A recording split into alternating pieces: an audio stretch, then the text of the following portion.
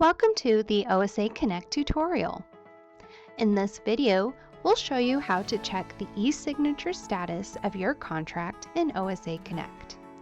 This process only applies to state agency contracts that require GSD/CRB approval, since those are the only contracts with multiple signatures in a defined workflow. If your contract falls into that category, this walkthrough will help you track progress and keep the signing process moving. Start from your agency dashboard. On the left-hand side of the screen, click View Contract Forms. Once you're on the View Contracts Forms page, locate your contract in the contract table.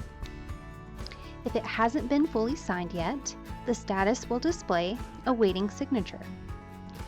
In the Action column, click View Signature Status.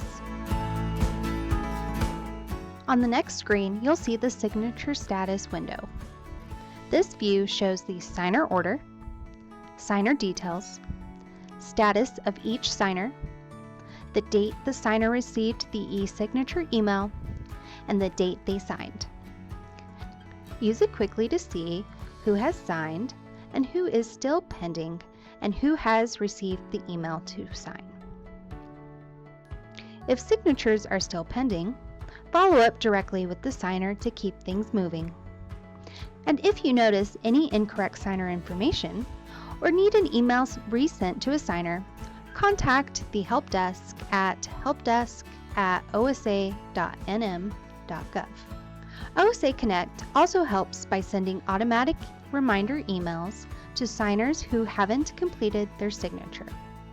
These reminders are sent after 3 days, 7 days, 14 days, and 30 days.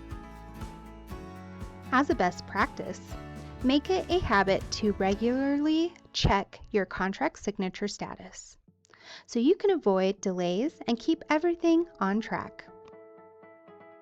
If you have any questions or run into any issues, please email our help desk or call our office. Thank you for watching.